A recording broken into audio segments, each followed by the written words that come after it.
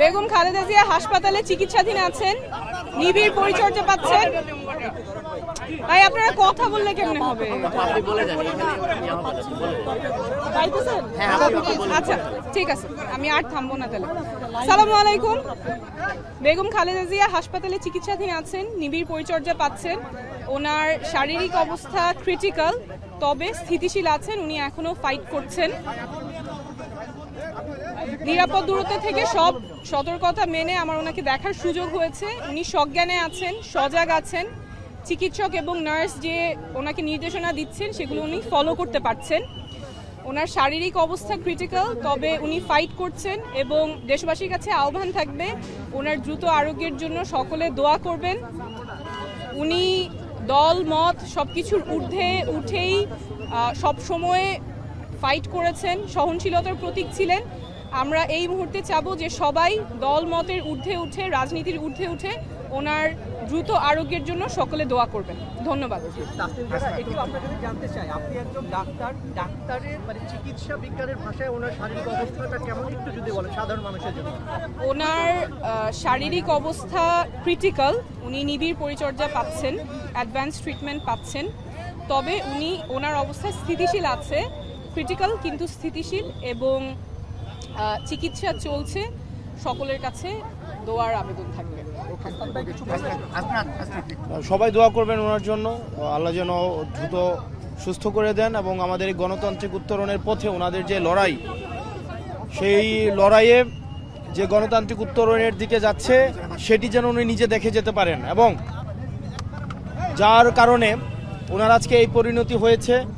একটা ক্লিনিক্যাল একটা অপারেশনের মধ্য দিয়ে উনি গিয়েছেন, ওনাকে মেডিকেলের অত্যাচারের মধ্যে দিয়ে গিয়েছেন। আমার মনে হয় আল্লাহ ওনাকে হাসিনার ফাঁসি দেখা পর্যন্ত ওনাকে যেন আল্লাহ বাঁচিয়ে রাখেন ইনশাআল্লাহ। ওনাকে সেটি দেখে যেতে আল্লাহ যেন এত ওই জিনিসটা ওনাকে দেখায়, যার কারণে ওনার আজকে এই পরিণতি হয়েছে। আপনি যদি দেখেন যে শারীরিকভাবে ওনাকে জেলের মধ্যে সঠিকভাবে চিকিৎসা নিতে দেওয়া হয়নি। আমরা আজকে শুনেছি যদি কোনো ডাক্তার ওনাকে চিকিৎসা করতে আসতেন তখন ওই ডাক্তারকেও হয়রানি করা হতো 18 পরবর্তী সময়ে, এবং ওই ডাক্তারকেও বিভিন্ন ডাক্তারকে ভয়ভীতি দেখানো হতো ওনাকে যখন চিকিৎসা করতে আসতো।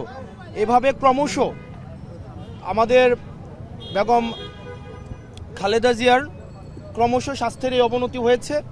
আমরা আল্লাহর কাছে দোয়া করি, সারা দেশবাসী আজকে ওনার জন্য দোয়া করছে। সারা বাংলাদেশের প্রত্যেকটা প্রান্তে প্রত্যেকটা দলের মানুষ, মতের মানুষ, ফেসিবাদ বিরোধী প্রত্যেকটা রাজনৈতিক দলের মানুষ, পৃথিবীর সবাই ওনার জন্য দোয়া করছেন। উনি যেন দ্রুত সুস্থ হয়ে ওঠেন এবং ফেসিস্ট খুনি হাসিনার ফাঁসি যেন উনি দেখে যেতে পারেন। আপনারা সবাই দোয়া করবেন ওনার জন্য। নাসির ভাই আপনি একটু সামনে আসেন। আপু আপনি ওই পাশে যে নাসির ভাইকে মাঝখানে দেন, আসেন সামনে আসেন। তাহলে কোন দিকে বেটার হবে? ওনার যে সিচুয়েশন, এটা 3টা শব্দ বলবো। একটা হলো ওনার অবস্থা ক্রিটিক্যাল, আর একটা হলো বাট স্টেবল, কিন্তু উনি কমিউনিকেট করতে পারছেন, অর্থাৎ ওনাকে যে ডিরেকশনটা দিচ্ছেন ডক্টরসটা সেটা উনি নিতে পারছেন। যদি তাহলে কি করব আমরা, আমাদের একমাত্র একটাই, সেটা হলো দোয়া ছাড়া আমাদের কাছে কোনো কিছু নেই। এখন দেশবাসীর কাছে, সবাই রাজনৈতিক ব্যক্তিবর্গের কাছে আমরা বলবো সবাই দোয়া করবেন। পরিস্থিতি সব মিলিয়ে আমরা যে খুব ভালো বলবো এমন না, তবে এখন আমাদের একটা উপায়, সেটা হলো দোয়া। এটা ছাড়া আর আমরা কি বলবো। ঠিক আছে, ধন্যবাদ। শিয়া বাটার ও ভিটামিন ই সমৃদ্ধ লিলি বিউটি সোপ, তারুণ্যময় উজ্জ্বল ত্বকের জন্য। রিমার্ক,